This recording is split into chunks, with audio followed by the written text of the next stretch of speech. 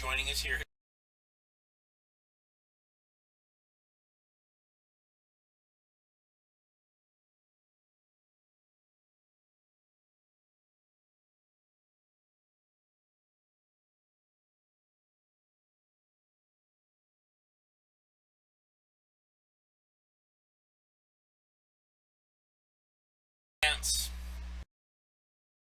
I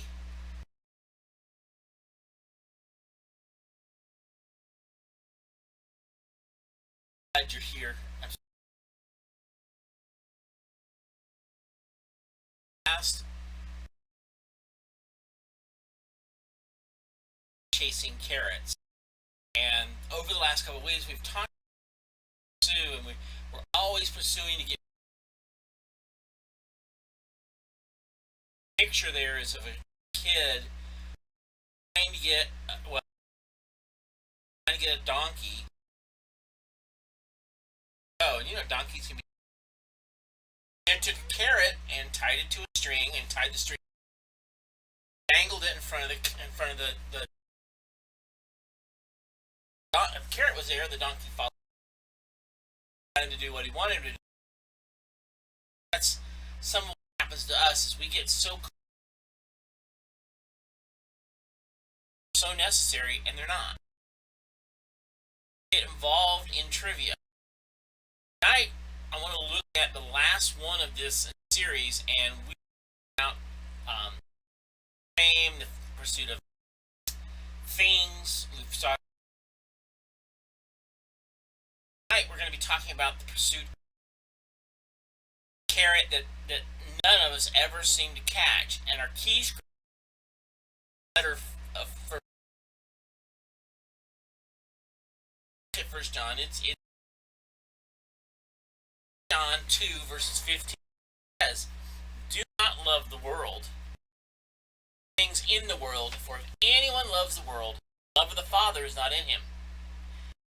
As John says, First John says it 17 times. He uses the phrase "the world." It means the world,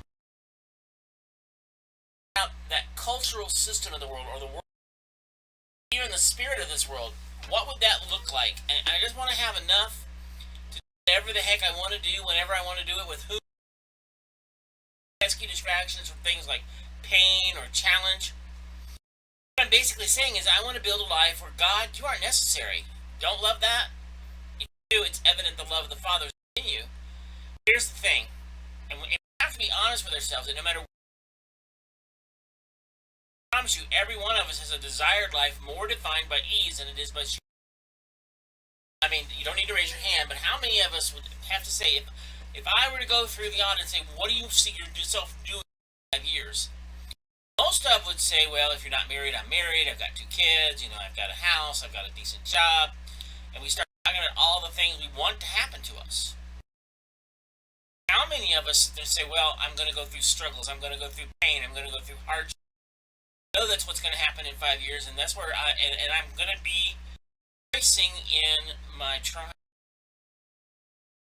Face it, none of us say that. None of us will. 5 years, I want to be struggling as I grow in Christ, as I grow in. I want to be changed. Welcome, Tom. We just got started. None of us is like dreaming about 5 years from now that I can't wait for the pain that's coming my way. None of us do that. We drift toward inactivity. We drift toward lazy. And if you don't believe me, just ask a married couple. Before they got married, they both did all sorts of stuff in that person. Husbands actually write poems for your wife, make a mixtape possibly of their. Go to all sorts of great lengths, and they even knew, what a was, and the purpose for getting your husband to come to the dinner table from in front of the TV, like you asking him to climb mountains.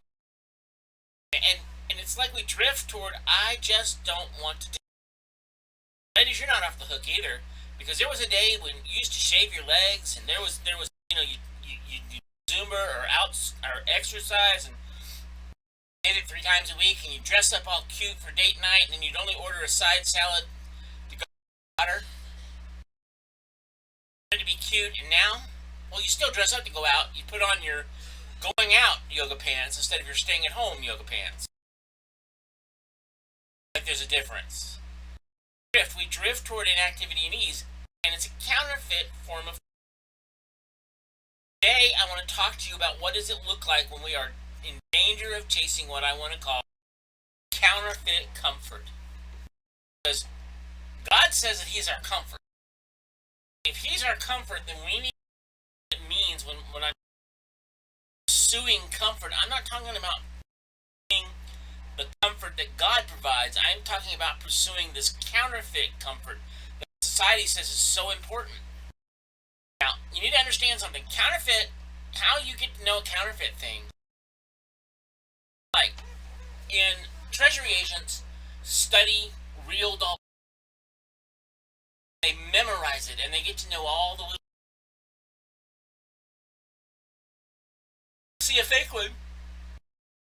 They know it's fake. They know it's something wrong because it doesn't look like the real thing. Our problem is if we're going to get to know what real comfort is, memorize it and look at that and understand that counterfeit's a close representation of something's value, but counterfeit has no value. It has no depth. And so for those of us that find ourselves possibly chasing this counterfeit culture, we need to understand two realities about chasing counterfeit feels spiritual emptiness. And that's a problem. Chasing, pursuing, and living for the desired life of comfort feels what John says in verse 15 of the world in the world. If anyone loves the world, the love of the Father is not in him. Spiritually empty.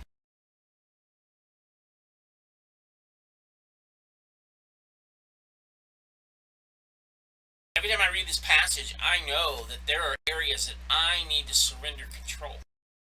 Constantly working this, God, you take this, God, you take. I have been in ministry now. I counted it today, which is. I started in the ministry in. That means I have been in the ministry now. I still need to. The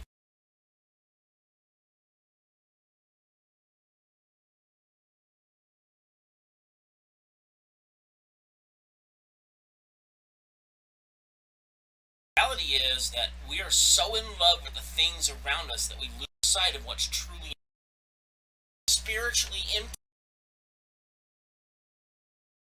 In fact, John says that if you're in love with the world, if you're in love with the things of this world, he says you don't love God.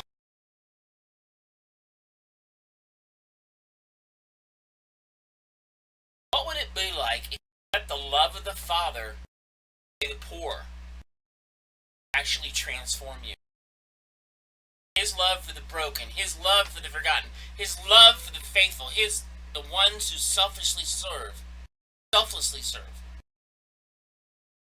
That love were so deep inside you, I promise you would not be living for easy, disturbed by what disturbs the heart of God. See, our problem is, we look around and we say, I wanted everything to go my way. I don't want to struggle. I don't want to hurt. I don't want pain. And I just want everything to be handed to me on a silver platter. It's not Christianity. That's Western philosophy, but it's not Christianity.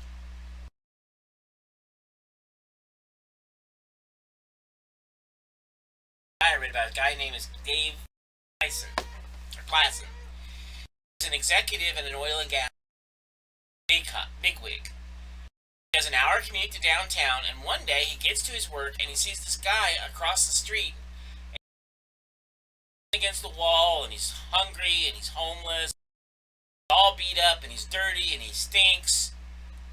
And John thought, well, I made myself a good cup of coffee. I think if I love the Father, I gotta Goes over and he takes him and he helps him get a meal. And they began eating together on a daily basis. He would go in early so he could eat breakfast with the guy. Was getting a regular meal every morning. After a while, they started to be friends, and the love of the father was to give him something to eat, and he did it, and one meal became two, and it became an invitation to church. Because the guy lives in downtown Oklahoma City, and he's homeless, he has no car, he has no transportation. Dave and his wife and their whole family drive to downtown Oklahoma City, pick up this guy, and take him to church. Take him to church, and he does that for 3 years every single weekend until the moment that he raises his hand to Jesus, and then decides, I'm just going to go public. I am not the same. Changed by Jesus. David got the opportunity to baptize John, and to this day, John's no longer homeless. Job, and he actually leads a life group downtown to all the homeless people. Tell them about the gospel of Jesus Christ. That's what the love of the Father does. Transforms us. How radical that is. I'm going to put myself out of my comfort zone. I'm going to reach out and help. I'm not doing it because I want to look good.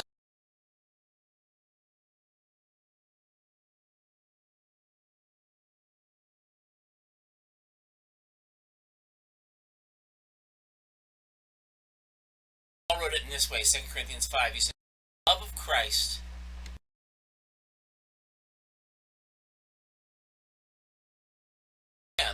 who died for them and was raised again.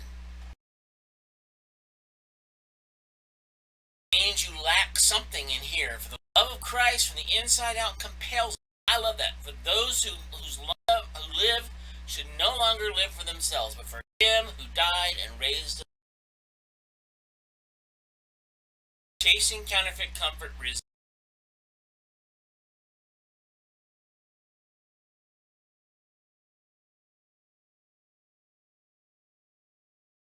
I'm constantly chasing comedian, and I won't tell you when he talks about it, but he keeps talking about how he wants to start a church.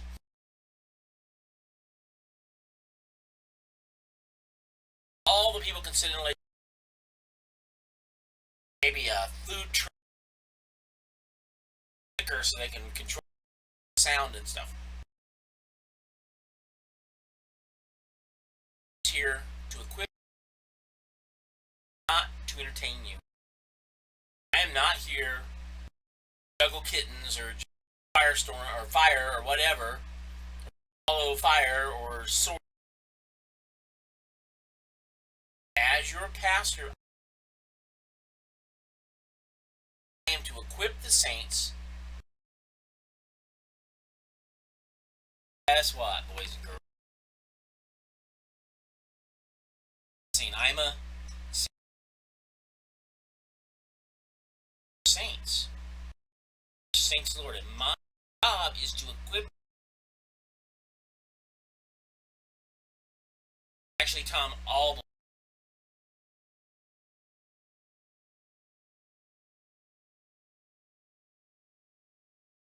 get me wrong, I pray for you guys.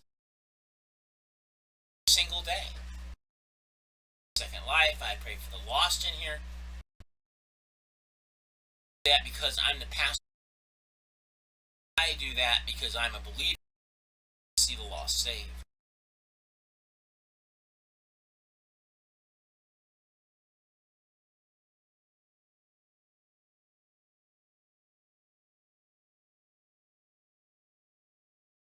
The world says, "Oh, you got to have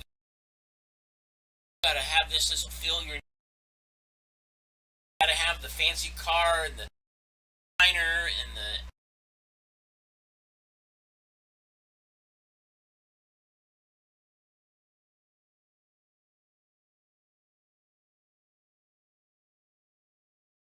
I talked about it a couple weeks ago. It's famous. It's not about me being rich. It's not about me having everything I want.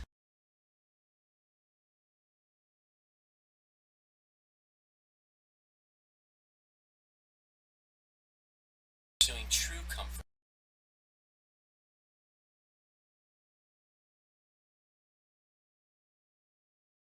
Counterfeit comfort. It reveals, and then chapter 11, the author of Hebrews kind of does a storyboard of the key stories of the Old Testament, like a Reader's Digest. Every single story starts with this phrase: by faith. By faith, Moses, speech impediment, stared down the most powerful human being on the planet, Pharaoh. By faith, folks. By faith, Abraham left the home of his ancestors to go to a place he doesn't even know where he's going, but God said, go, and I went. God didn't reveal it until he got there. By faith, Noah spent 120 years building the ark, talking about the coming flood, and nobody believed him. You know why? Because they'd never seen rain. You didn't have your first rainstorm until by faith. God said it, and he believed it. Every last one of those sentences is about by faith, by faith, by faith, by faith. Every single one of those stories repeat. Every single one of them, they were certain that if God had not shown up, they were helpless and looked like idiots. Challenge for you: what part of your life today are you helpless unless God supernaturally intervenes? And I've got to be honest with you, I'm not sure how I would answer. Anything like me, possibly our dreams are way too small. Listening ear to the burden of God in our lives, maybe a little bit, but not quite so tuned in. Hebrews 11:6, it says, and without faith, it is impossible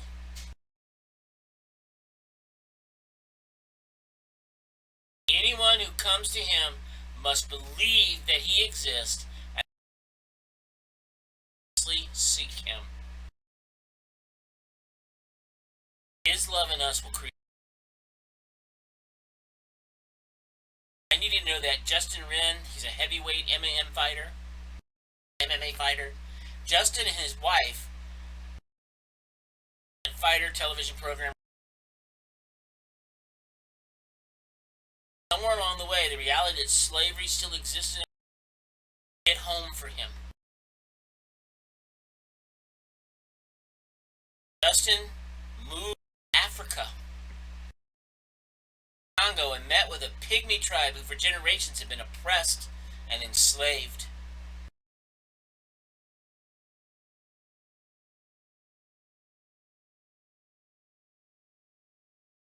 Life is horrific. What did I do? Well, you ever felt that way? What on earth could I do? Kind of see, and the name that the pygmies gave Justin means the man who loves us.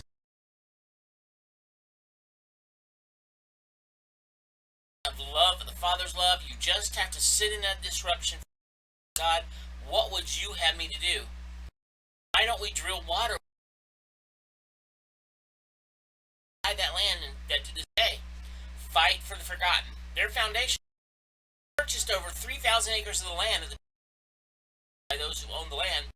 They're now the landowners. They now own the land, and the thing that blows my mind, and if you knew Justin, it would make sense that you would go and drill wells so the humanitarian would do. Father goes to the next step.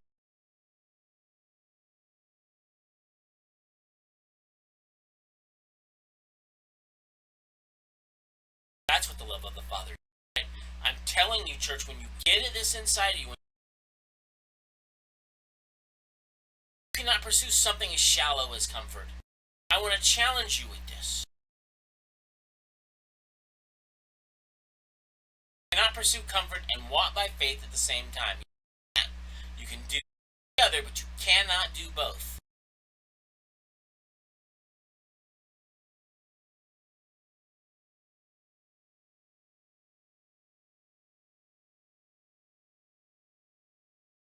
Thought that our comfort is the most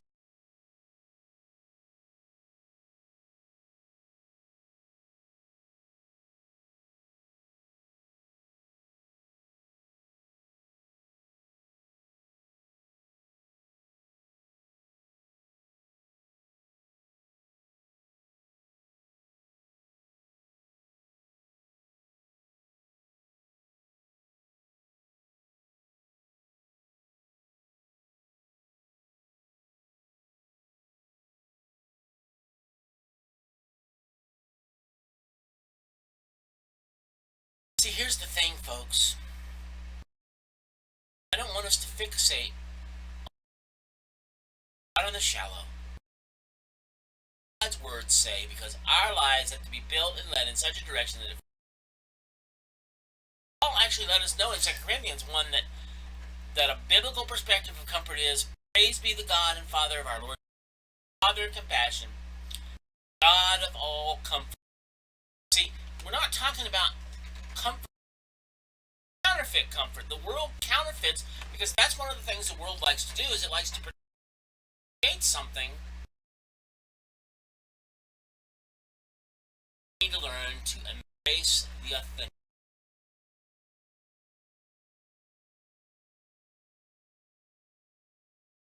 embodiment of what you've been promised Him. Everything you need. He comforts us in our trouble. That's nice, but that's not just for you. It goes away so that we can comfort those in any trouble with the comfort we ourselves have received from God. You get that? God doesn't comfort us so we can be self-contained. God comforts us so that we can, just as we share abundantly in the sufferings of Christ, so also our comfort abounds through Christ. That's the real thing. And our paradigm for living now flows not out of what we see in the system of our culture, but what we see presented in the 66 books. Realize that there are some things that we have to actually start to embrace, things we actually have to stop chasing. Stop chasing a counterfeit comfort. I want to challenge you with two things, and I want to challenge you to embrace.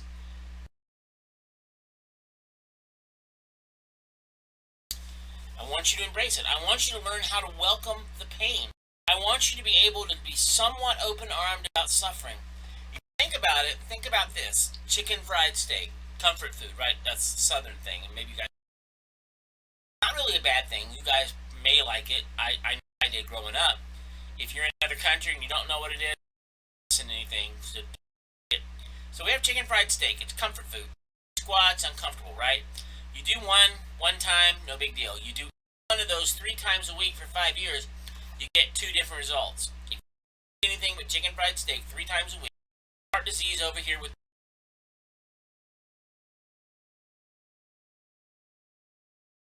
That may be a stretch, but you're working your way. You're working your way. Comfort produces something in us. And I love the way James puts this in James. I'm familiar with it, but there's probably an aspect of it you weren't aware of. Consider it all joy. Counter very, knowing that the testing of your faith produces endurance, and the endurance have its perfect result, so that you may be perfect and complete, lacking in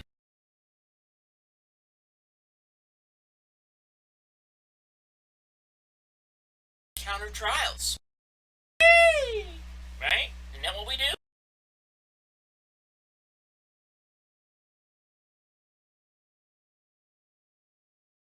Various suffering, testing.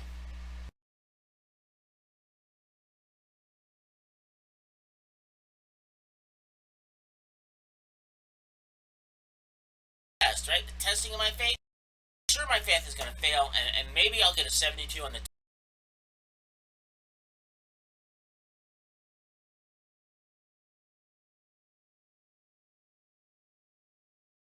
testing in Greek is the this word is the same word used to describe what a silversmith would take the ore and he would put it in and steady, really hot fire under the pot, and then slowly the silver would, as it's testing, would come to the silversmith would take an instrument, scrape the dross off the silver down very quickly, and he'd do it all. Get to the point where the silversmith could see his own reflection in his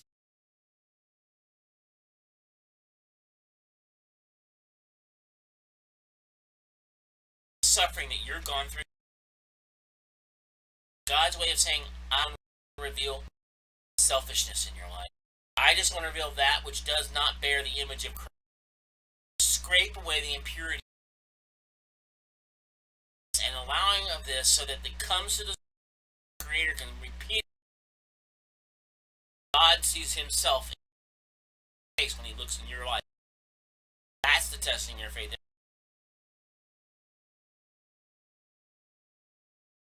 It's the testing of your faith that produces something that's seemingly unreachable. By the report for the doctor, some of you, you're in a marriage right now and you've never felt more alone. Maybe you find yourself with some kind of behavioral or chemical addiction. The only way you can describe your life is despair. A setback is supposed to be a setup. What misery is about to become your ministry. That is it. Things I don't talk about very often. I went in and it was a series of very bad things happening.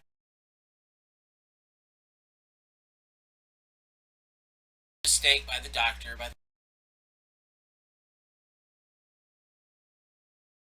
aspirated on the food. Chicken in my other lunch. And so they had to.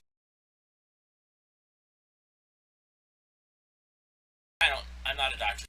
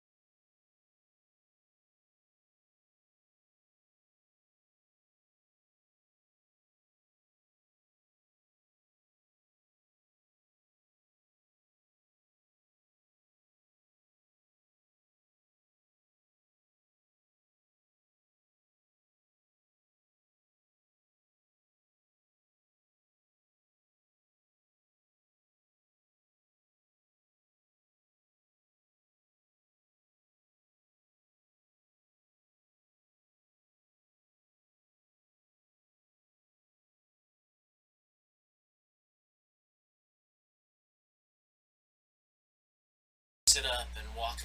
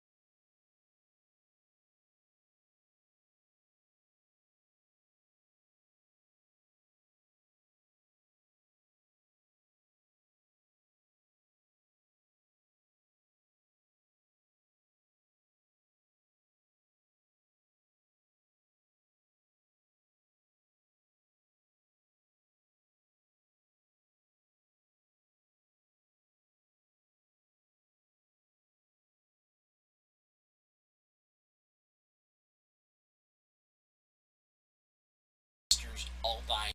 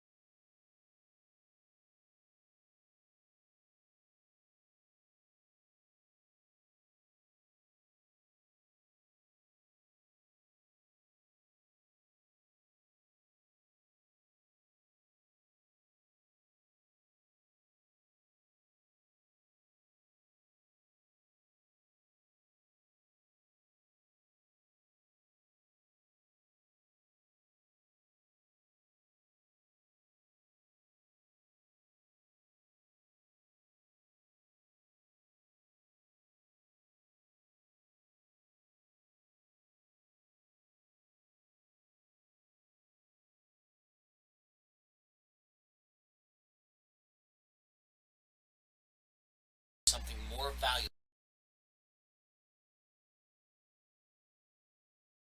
I've done some cool things. The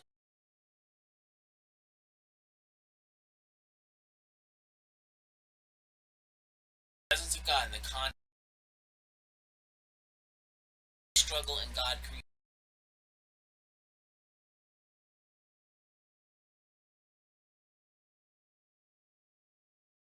We also glory in sufferings.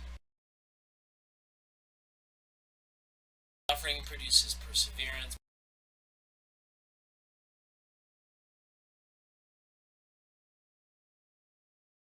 Love has been poured.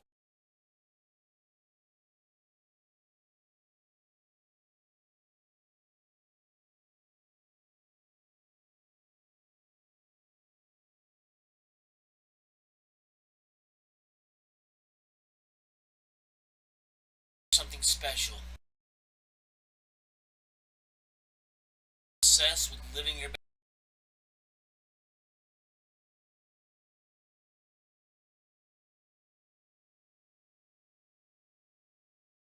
What we suffer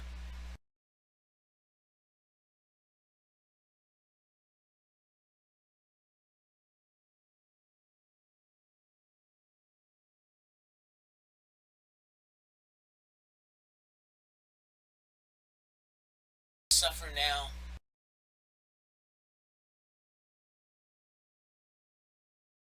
not your best life. God not here and it's not now. And what we suffer, what we struggle through is not even speaking it in the same sentence that all creation is waiting eagerly.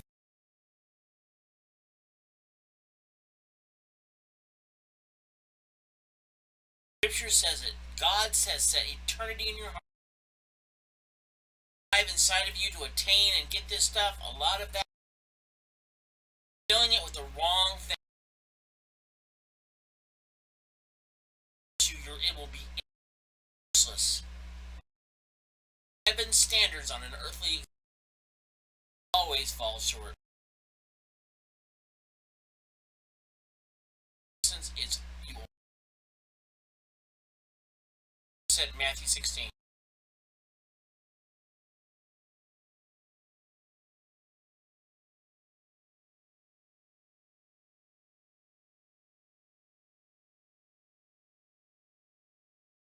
Suffer with grace and dignity. Live open-handed with God, you will see. That's it, folks.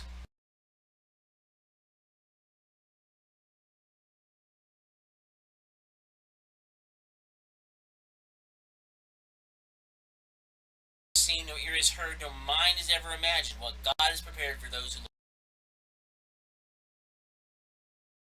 Pursuit of comfort, shallow counterfeit. Tastes good for a moment, and you're not going to produce in you what you face discomfort. Let pain bring the impurities. Slowly begin recognize recognize it. We don't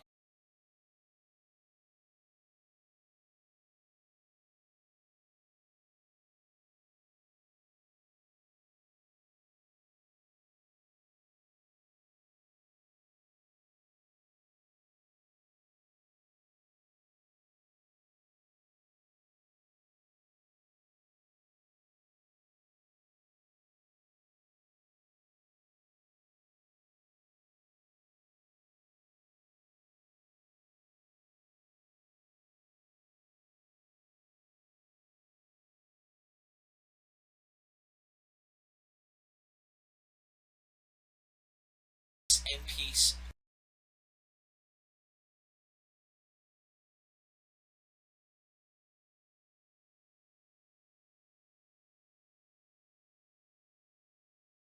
Speech.